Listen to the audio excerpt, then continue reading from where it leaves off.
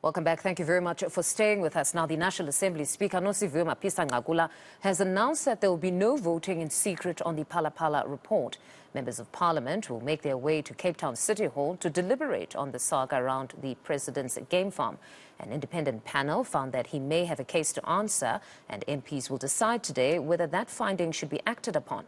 Senior reporter Avuya Mdila is in the mother city with more on this matter. Good morning, Avuya. So last night we learned that the Speaker had rejected the second request by ATM for a vote by secret ballot. Talk to us about this. The second time unlucky for the African Transformation Movement. Of course, you do know they were the first ones, Mfundo, to approach the Speaker for these motion of, the impeachment process to be underway. And we do know now it is at the stage where the Section 89 inquiry will be deliberated upon, and it will be decided, in fact, if there will be an ad hoc committee to look into the allegations that, of course, are circulating around the president and the Phala Phala farm theft. They'll then decide whether it is worth merits to impeach the president, where we do know after, if the inquiry itself is adopted, they will need a two-thirds majority. But today, they only need a 50+1 majority out of the 400 parliamentarians just to decide whether this inquiry itself should go ahead. In fact, I am joined by the African Transformation Movement, the president, Vuyolwethu Zungula. Just to get an understanding, Vuyo, thank you for joining us at ENCA. We do know, of course, that your plea to the Speaker was rejected once more. I want to get a sense of what was in your request to the Speaker the second time around, and maybe a way forward from there. The Speaker responded on the 4th of December saying she rejects our application because the open ballot system will not prohibit members of Parliament to vote with their conscience. However, what happened on the 5th was the NEC gave an instruction to say this is how their party is going to vote. Over the last weekend, Mr. Mantashe sent a spine-chilling threat to the members of Parliament of the ANC to say if they defy, they are going to be charged and expelled, etc. So we wrote on Sunday to the Speaker, and we attached the exact clip where Mr. Mantashe was saying these words to say, under these circumstances, you can't now think as a Speaker, members of Parliament will not be intimidated and threatened. So we sent that particular letter on Sunday. She responded yesterday, but in her response, she did not deal with the issues that we raised. So we sent another letter in the evening last night because we believe in engagement. We said in the last letter, Speaker, refer to the issues that we raised and respond to those issues. So by 12 o'clock, if we do not get any joy from the Speaker, we'll have no choice than approach the courts for legal remedy to make sure that the voting, when it happens today, it is not done irrationally on an open ballot system where members of Parliament are threatened to vote in a particular manner.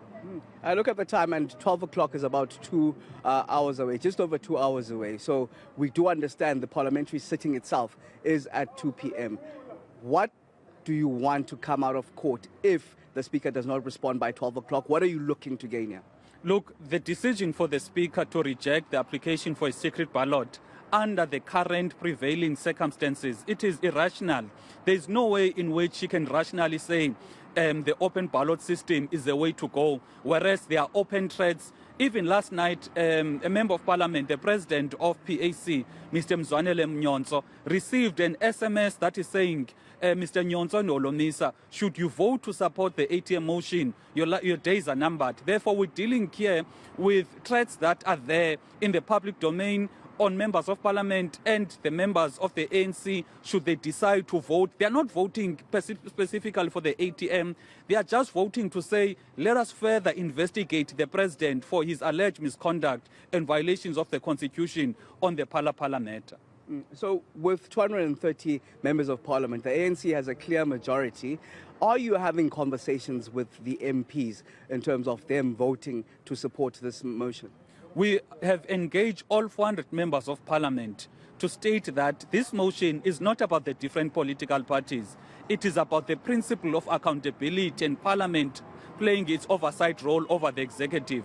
And we are very confident that when the voting is done by secret ballot, we are going to get the 50%+1 because it will mean members will not be confined by their party directives, but rather members will apply their mind on that report and vote to entrench the culture of accountability because members saw and sought to be faithful and loyal to the Republic, and we are very positive. In a secret ballot, we'll get that outcome. But when it is an open ballot, members of parliament may be influenced or threatened to vote against this report.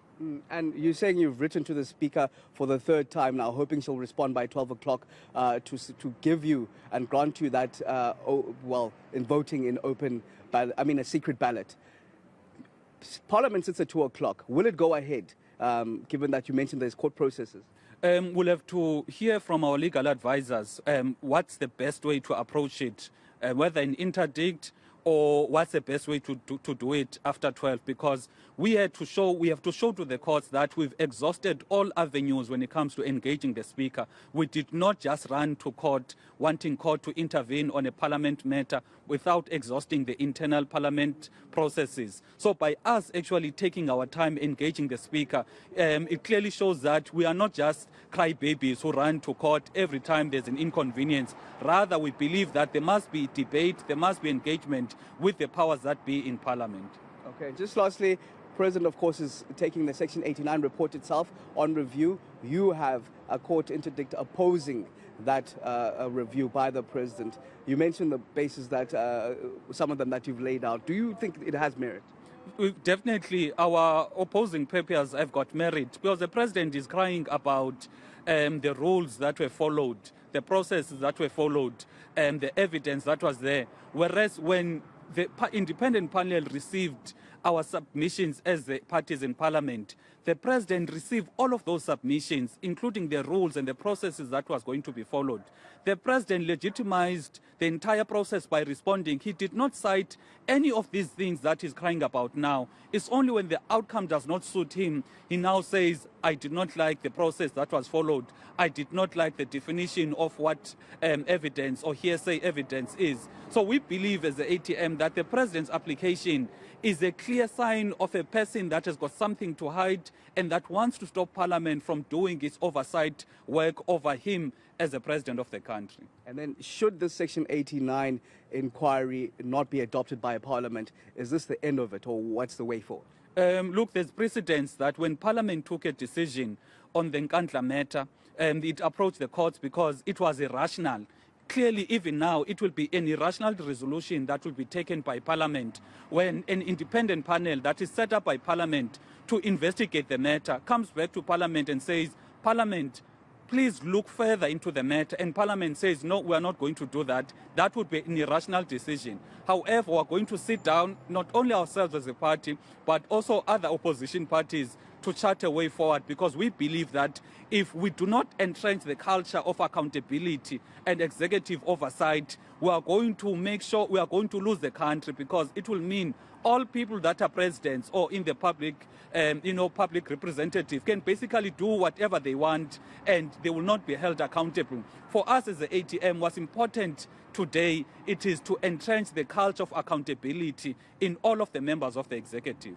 All right, thank you very much. President of the African Transformation Movement, Vuyolwethu Zungula, threatening more court action should the motion not be adopted by Parliament. Of course, we do know that they failed twice in convincing the Speaker of Parliament to allow the voting to be in secret ballot. Now they're saying that they're trying one more time, wrote one more letter to the Speaker, the third one. And if they do fail, they'll head to courts by 12 o'clock, and that then it will be depending on the courts for the way forward. If indeed we'll sit at 2 p.m. as we are supposed to, and that Section 89 inquiry is supposed to be debated and the vote then thereafter take place.